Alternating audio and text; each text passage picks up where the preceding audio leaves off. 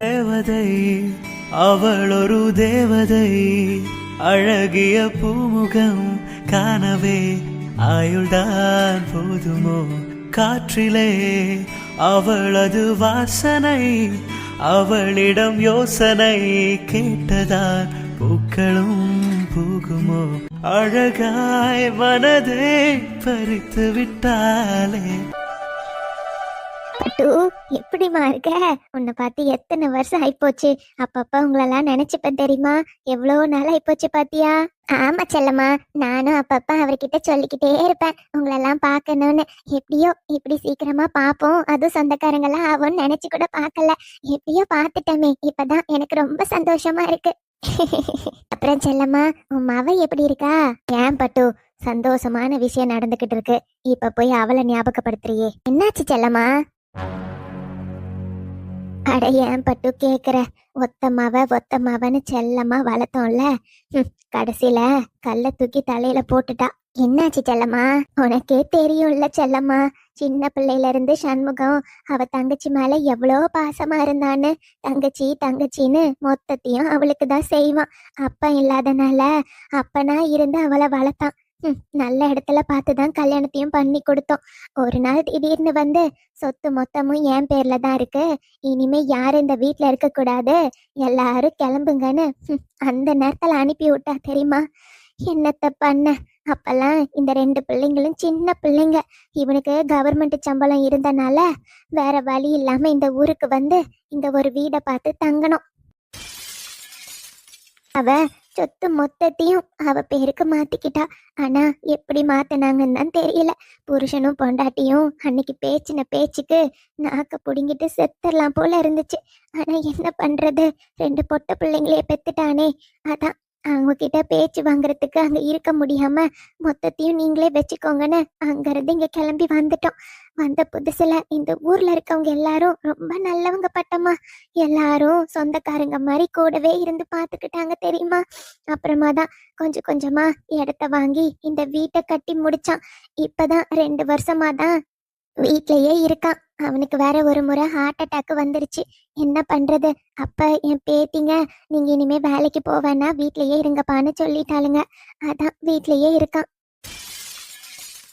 என்ன செல்லம்மா, நல்ல சொத்து இருக்க குடும்பத்துக்கு தானே கல்யாணத்தை பண்ணி கொடுத்த.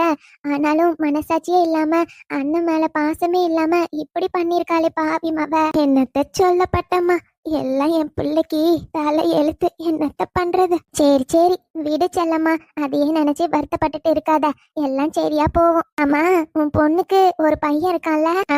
ஆமா ஆமா, நாங்க அங்கிருந்து வரையில அவனுக்கு 15 வயசோ என்னமோ இருந்துச்சு. ஆனா முகம்லாம் சுத்தமா ஞாபகமே இல்ல பாத்துக்க. ஓ சரி சரி விடு, எல்லாம் போக போக சரியா போயிடும், பாத்துக்கலாம். இதுக்கப்புறம் என்னத்த நடக்க போகுது? என் 2 பேத்திங்களுக்கும் நல்ல இடத்துல கல்யாணம் பண்ணி கொடுத்தா அவங்களுக்கு புள்ள பிறந்துச்சுன்னா பார்த்துட்டு என் கட்டை விந்தா போதும்னு போய் சேர்ந்துருவேன். இதுக்கப்புறம் என் பிள்ளைக்கும் மருமகளுக்கும் கஷ்டத்தை கொடுக்காம இருந்தா அதுவே போதும். நீ வருத்தப்படாத செல்லம்மா, நீ வேணா பாத்துக்கிட்டே இரு. ஒரு நாள் இல்லைன்னா ஒரு நாள் அண்ணனோட அருமை என்னன்னு அவளுக்கு தெரிய வரும். கண்டிப்பா அவளா தேடி வந்து உங்ககிட்ட மன்னிப்பு கேட்பா. நீ கவலைப்படாம இரு. சரி சரி, நடக்கிறது என்னவோ அதுதானே நடக்கும். நடக்கட்டும் நடக்கட்டும். மீரா குட்டி, இந்த ஜூஸை மட்டும் அவங்களுக்கு கொண்டு போய் கொடுத்துருமா. அவங்களாம் அப்புறமா சாப்பிட்டுக்கிறேன் ஏதோ பேசணும்னு சொன்னாங்க பாத்தியா? அவங்களாம் அங்க உட்காந்துருப்பாங்க. அம்மா அங்க வெளியே எல்லாருக்கும் பரிமாறிட்டு இருக்காங்க. அவங்களாம் சாப்பிட்டு முடிக்கட்டும், அதுக்கப்புறம் அவங்கள உட்கார வச்சுக்கலாம். அது வரையும் பசி தாங்க மாட்டாங்க பாத்தியா? இந்த ஜூஸை கொடுத்துருமா. சரிங்க சித்தி, நான் போய் கொடுத்துட்டு வரேன். நீங்க எதுவும் செய்யாதீங்க சித்தி, நான் வந்து பாத்திரம் எல்லாம் கழுவிக்கிறேன். என்னடா நீ காலையில இருந்து வேலை பார்த்துக்கிட்டே இருக்கேன். இங்க பாரு, உன் அக்காவை பொண்ணு பார்க்க வந்திருக்காங்க தான். ஆனா அங்க எல்லாரும் சேர்ந்து நின்று பேசிட்டு இருக்காங்கல்ல. நீயும் வயசு பிள்ளை தானே, நீ மட்டும் இதுக்கு இங்க இருக்க. அவங்க என்னதான் இருந்தாலும் உனக்கு சொந்தக்காரங்களா வர போறாங்க, உன் அக்கா வீட்டு குடும்பம். அதனால எல்லார்கிட்டயும் பேசி பழகணும்லடா. போ, நீயும் கொஞ்ச நேரம் இந்த ஜூஸை கொடுத்துட்டு அவங்க கூட நின்று பேசிட்டு வா, சரியா? உடனே வந்துடாத. சரிங்க சித்தி. அனி, நீங்க ஐடி கம்பெனில ஒர்க் பண்றதா சொன்னாங்க, என்ன படிச்சிருக்கீங்க?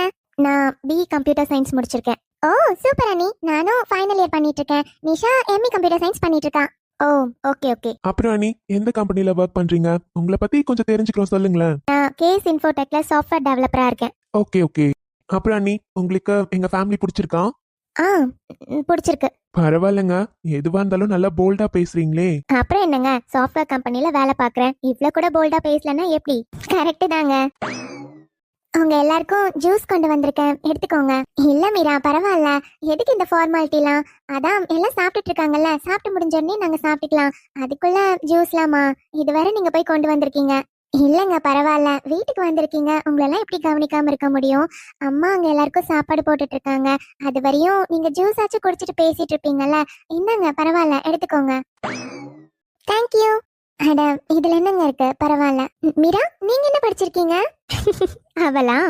கேளுங்க கேளுங்க. நான் பிஎஸ்சி கம்ப்யூட்டர் சயின்ஸ் பண்ணிருக்கேங்க. ஓ, ஓகே ஓகே. அப்புறம் உங்ககிட்ட கேட்கணும்னு நினைச்சேன், நீங்க ஏதோ சொந்தமா பிசினஸ் பண்றதா சொன்னாங்க, ஏதோ ஷாப்லாம் வச்சு ரன் பண்றதா சொல்லிட்டு இருந்தாங்க. என்ன பிசினஸ் பண்றீங்க? என்னங்க நீங்க, ஒரு கடையை தான் ரன் பண்ணிட்டு இருக்கான், அதுக்கு போய் பிசினஸ் ரேஞ்ச்ல பேசிட்டு இருக்கீங்க. நீங்க நினைக்கிற மாதிரி ஒன்னும் மல்டி மில்லியர் பிசினஸ்லாம் அவ பண்ணல, சின்னதா ஒரு கடை வச்சு நடத்திட்டு இருக்கான், அவ்வளவுதான். ஆமாங்க, சின்னதா ஒரு ஷாப் நானும் என் ஃப்ரெண்டும் சேர்ந்து தான் ரன் பண்ணிட்டு இருக்கோம். அது கிராஃப்ட் ரிலேட்டட் ஷாப்புங்க. என்னங்க சொல்றீங்க, கிராஃப்ட் ரிலேட்டடா? ஆமாங்க, வீட்ல டெக்கரேட்டிவ் ஐட்டம்ஸ் இருக்கும் இல்லைங்களா, அந்த மாதிரி. அப்புறம் சின்ன சின்ன டாய்ஸ், அப்புறம் இந்த ஹேண்ட்மேட் ஜுவல்ஸ்லாம் இருக்கும் இல்லைங்க, காலேஜ் ஸ்டூடெண்ட்ஸ்லாம் போடுற மாதிரி, அதெல்லாம் கொஞ்சம் ரெடி பண்ணி சேல் பண்ணிட்டு இருக்கோம். ஹே வா, சூப்பருங்க. அப்போ இந்த வீட்ல இருக்க அந்த டெக்கரேட்டிவ் ஐட்டம்ஸ்லாம் நீங்க பண்ணதா? ஆமாங்க, நானும் என் ஃப்ரெண்டும் பண்ணுவோம். கொஞ்சம் கொஞ்சம் சேல் ஆகாம இருக்கும் பாத்தீங்களா, அதெல்லாம் நியூ மாடல் இம்ப்ளிமெண்ட் பண்றப்போ அது வேஸ்டா தாங்க போகும். அப்புறம் சின்னதா ஏதாச்சும் மிஸ்டேக் இருக்கிறதெல்லாம் எனக்கு தூக்கி போட மனசு வராது, அதனால அது நம்ம வீட்ல கொண்டு வந்து வச்சுக்கலாம்னு சொல்லி வீட்ல டெக்கரேட் பண்ணிடுவேங்க. ஆமாங்க, இந்த வீட்ல இருக்க குப்பை ஐட்டம்ஸ் எல்லாமே இவ கொண்டு வந்து வைக்கிறதா. எப்ப பார்த்தாலும் ஏதாச்சும் அங்க செட் ஆகலைன்னா கொண்டு வந்து வீட்ல வச்சிருவா, ஏதோ வீட்டை அழகா டெக்கரேட் பண்றேங்கிற பேர்ல. என்னத்த சொல்றத, எத்தனை முறை சொன்னாலும் கேட்கவே மாட்டேன்றா. என்னது, குப்பை ஐட்டமா? என்னடி சொல்றாங்க இவங்க? எவ்வளவு அழகா இருக்கு, இத போய் குப்பைன்னு சொல்லிட்டு இருக்காங்க. பாவனிஷா, அவங்க ஃபேஸே மாறிடுச்சு பாரு. ஏன் இவங்க இப்படி பேசுறாங்க தெரியலையே. ஒருவேளை அக்காக்கும் தங்கச்சிக்கும் எல்லார் வீட்லயுமே சண்டை வருமே, அது மாதிரி ஒருவேளை செட் ஆகாதோ. ஆனா அதுக்காக இப்படியா? என்னதான் இவ பிஎஸ்சி கம்ப்யூட்டர் சயின்ஸ் பண்ணியிருந்தாலும் அதுக்கும் சின்ன சின்ன ஜாப்லாம் கிடைக்குங்க. அந்த மாதிரி ஜாப் எதுக்காச்சும் போகணும்னு நான் எத்தனையோ முறை சொல்லி பார்த்துட்டேன். ஆனா எங்க கேட்டா, நான் சொந்தமா பிசினஸ் தான் ஸ்டார்ட் பண்ண எனக்கு பிடிச்சிருக்கு அப்படின்னு தனியா எதுக்கோ கோர்ஸ் போய் இதெல்லாம் கத்துக்கிட்டு, அப்பாப்பா இவ பண்றதெல்லாம் நீங்க பாத்தீங்கன்னா டென்ஷன் ஆயிடுவீங்க. அப்பப்ப வீடு குப்பை மாதிரி தான் இருக்கும், எங்க பார்த்தாலும் இவ பண்ண ஐட்டம்ஸா தான் இருக்கும். என்ன சொல்றது, நாங்களும் எத்தனையோ முறை சொல்லி பார்த்துட்டோம். ஆனா இவ கேட்குற மாதிரியே இல்லை, அவளுக்கு என்ன தோணுதோ அதை தான் செய்வா. முன்னாடியே பிஇ படிடின்னு சொன்னேன், எங்க கேட்டா.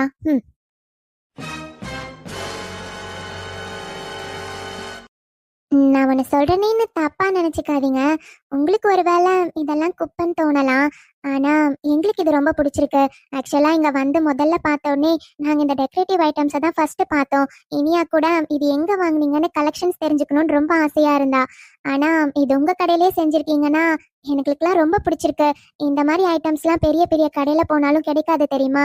ஆனா இவங்களே கையில செஞ்சு இந்த மாதிரி சேல் பண்றப்போ எவ்வளவு நல்லா இருக்கு.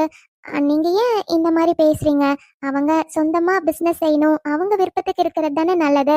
அவங்க லைஃப் அவங்க பாத்துக்கணும், அவங்களுக்கு பிடிச்ச மாதிரி இருந்தா தானே அவங்களுக்கு நல்லா இருக்கும்.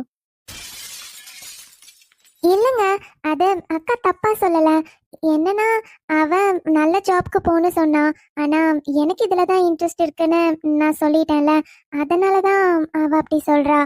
நீங்க எதுவும் தப்பா நினைக்காதீங்க. அட, நான் சொன்னதுல என்னங்க தப்பு இருக்கு? நீங்களே கொஞ்சம் யோசிச்சு பாருங்க. இப்போ விருப்பத்துக்காக மட்டும் ஒரு வேலை செஞ்சா அதுல இருந்து காசு சம்பாதிக்க முடியுமா? நாம காசு சம்பாதிக்கணும்னா அதுக்கு தகுந்த மாதிரி வேலையை பார்த்தா தானே முடியும். அதை விட்டுட்டு எனக்கு மனசுக்கு இதுதான் பிடிச்சிருக்கு, என் மனசுக்கு பிடிச்ச மாதிரி வேலை தான் நான் செய்வேன், அதுல கொஞ்சமா காசு வந்தாலும் அதுவே எனக்கு போதும்னு நினைக்கிறத முட்டாள்தனம் தானங்க சொல்ல முடியும். காசு வேணுங்க, இப்ப இருக்கிற லைஃப்ல ஒரு லைஃபை ரன் பண்ணணும்னாவே காசு தேவைப்படுது. இவகிட்ட சொன்னா கேட்க மாட்டான், அப்புறம் அவங்க விருப்பம். நான் உள்ள போறேன், நீங்கெல்லாம் ஜூஸ் குடிங்க. மீரா, நீங்களும் இருக்கலாமே, நாங்களும் வந்ததுல இருந்து பாக்குறோம் வேலை பார்த்துட்டே இருக்கீங்க, இங்கே இருங்களேன், கொஞ்ச நேரம் பேசிட்டு இருக்கலாம். இல்லைங்க, பரவாயில்ல, நீங்களாம் பேசிட்டு இருங்க. அது உள்ள சித்தி மட்டும் தனியா வேலை பார்த்துட்டு இருப்பாங்க, வீட்டுல நிறைய வேலை இருக்குல்லங்க, நான் உள்ள போறேன், நீங்களும் பேசிட்டு இருங்க. அவ போனா போறாங்க. நமக்கு வாழ்க்கைக்கு முக்கியம் காசு தாங்க. பணம் இருந்தா மட்டும்தான் நாம என்ன நினைச்சாலும் அதெல்லாம் செஞ்சுக்க முடியும். பணம் இல்லாம நிம்மதி மட்டும் இருக்கணும் போதும்னு நினைச்சா பின்னாடி கஷ்டப்பட தாங்க வேணும். சரி, நாம பேசலாங்க.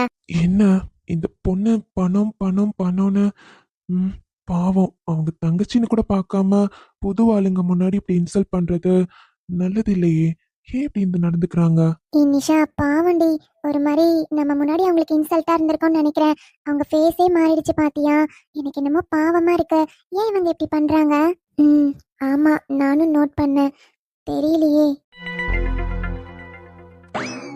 ஏய் சண்முகா, எவ்வளவு சந்தோஷமா இருக்கு தெரியுமா? நண்பர்களா இருந்தவங்க இப்ப சம்மந்தி ஆயிட்டோம்ல. சீக்கிரமா கல்யாண நாளை பார்த்து எங்க மருமகளை கல்யாணம் பண்ணி எங்க வீட்டுக்கு கூட்டிட்டு போகணும்டா. அந்த நாளை சீக்கிரமா பாத்துடணும். கோபாலு, உன்கிட்ட முக்கியமான ஒரு விஷயம் பேசணும்டா. பூ வைக்கிறதுக்கு முன்னாடியே நான் பேசணும்னு நினைச்சேன். ஆனா நீங்க என்னன்னா கடகடன்னு எல்லா வேலையும் முடிச்சிட்டீங்க. இதுக்கப்புறமா என்னால சொல்லாம இருக்க முடியாதுடா. அது என் பொண்ணு ஸ்ரீநிதிய பத்தி உன்கிட்ட கொஞ்சம் பேசணும். என்னடா, என் மருமகளை பத்தி பேசணுமோ? சரி சரி, சொல்லு, என்ன விஷயம்? டேய், என்னடா பெத்த அப்பாவே இப்படி சொல்றாங்கன்னு நினைக்காத. ஆனா என் பொண்ணை பத்தி உன்கிட்ட சொல்லிட்டா எனக்கு கொஞ்சம் நிம்மதியா இருக்கும். மீராவை பத்தி எனக்கு கவலையே இல்லடா. அவ வேற மாதிரி. ஆனா ஸ்ரீநிதி கொஞ்சம் வேற மாதிரிடா. அது என்னன்னா, ஸ்ரீநிதி கொஞ்சம் சின்ன வயசுல இருந்தே எப்படின்னா பிடிவாத குணம் அதிகமா இருக்குடா. அவ பண்றதுதான் கரெக்ட். அவ சொல்றதுதான் எல்லாரும் கேட்கணுங்கிற மாதிரி நடந்துக்கிறா. அது அவளுக்கு கொஞ்சம் பிடிவாத குணம் அதிகமா இருக்கும்டா. அதான் அவகிட்ட இருக்க பிரச்சனையே. அதான் உன்கிட்ட அத பத்தி முன்னாடியே சொல்லிடலான்னு. டேய், இதுல என்ன இருக்கு? ரெண்டு பொண்ணுங்களா வளர்ந்துருக்காங்க. அப்படி இருக்கப்போ பெரிய பொண்ணு இப்படி இருக்கிறதுல ஒன்னும் ஆச்சரியம் இல்லையே. அதெல்லாம் நீ பயப்படாதடா. ஒரு பெரிய குடும்பத்துக்கு மருமகளா வரப்போ எல்லார்கிட்டயும் எப்படி நடந்துக்கணும்னு போக போக கத்துக்க போறான். அவகிட்ட அந்த பிடிவாத குணம் தான் பெரிய குறையா இருக்கே தவிர, மத்தபடி அவ ரொம்ப நல்ல பொண்ணுதான்டா. பெரியவங்களுக்கு மரியாதை கொடுத்து நடந்துப்பா. அதெல்லாம் வேற எந்த பழக்கமும் இல்ல. அந்த ஒரு பழக்கத்தை தான்டா என்னால மாத்தவே முடியல. எங்களுக்கு புரியுதுண்ணா. ஆனா நீங்களே கொஞ்சம் யோசிச்சு பாருங்க. எந்த வீட்லயா இருந்தாலும் ரெண்டு பொண்ணுங்களா வளர்றவங்களும் சரி, ரெண்டு பசங்களா மட்டும் வளர்றவங்களும் சரி, இந்த மாதிரி பிடிவாத குணம் அவங்களுக்குள்ள இருக்கதான் செய்யும். ஏன்னா ஒரு மாதிரி ஒரு போட்டி பொறாம எல்லாமே இருக்கத்தானே செய்யும். அதுக்காக போற இடத்துலயும் அப்படியே இருக்க மாட்டாங்களே. சின்ன பிள்ளை தானே, போக போக எல்லாமே கத்துப்பான். நீங்க கவலைப்படாதீங்க. எங்க வீட்டுக்கு வந்ததுக்கு அப்புறம் எங்க மருமகளை நாங்க நல்லா பாத்துக்கிறோம். அவளும் எல்லார் கூடயும் சேர்ந்து பேசி பழகுறப்போ ஒன்னொன்னா கத்துக்கிறா. சரிப்பா, இததான் உங்ககிட்ட முன்னாடியே சொல்லிடணும்னு நினைச்சேன். இப்பதான் கொஞ்சம் நிம்மதியா இருக்கு. அட, இதெல்லாம் ஒரு விஷயம் தான் உட்கார வச்சு பேசிட்டு இருக்கியா? ஆமா, நான் கேட்கணும்னு நினைச்சேன். பெரிய பொண்ண நீ பிஇ வரையும் படிக்க வச்சிருக்கேன். சின்ன பொண்ணை ஏன்டா படிக்க வைக்கல? பிஎஸ்சி கம்ப்யூட்டர் சயின்ஸ் மட்டும் படிக்க வச்சிருக்கேன்னு சொல்றேன். அது ஒண்ணும் இல்லடா. ஸ்ரீநிதியோட மார்க் கொஞ்சம் கம்மியா இருந்துச்சு. அவளை பிஇ படிக்க வைக்கிறதுக்கு நிறைய செலவாயிடுச்சுடா. பின்னாடியே மீராவும் முடிச்சிட்டு வந்தாளா. அப்போ எங்களால செலவை கொஞ்சம் கட்டுப்படுத்த முடியல. ஏன்னா இந்த வீடை அப்பதான் கட்டிக்கிட்டே இருந்தோமா. வீடு கட்டுறது, அவ பெரிய புள்ள படிப்பு எல்லாமே சேர்ந்து கொஞ்சம் செலவு அதிகமா ஆயிட்டு இருந்துச்சுடா. அதனால படிக்க வைக்க முடியல. மீரா கிட்ட சொல்றப்போ அவளாவே புரிஞ்சுக்கிட்டு, இல்லப்பா நான் பிஎஸ்சி கம்ப்யூட்டர் சயின்ஸே படிக்கிறேன்னு அவளாவே சொல்லி பண்ணிட்டாடா. அதுக்கு அவளுக்கு நிறைய செலவாகல.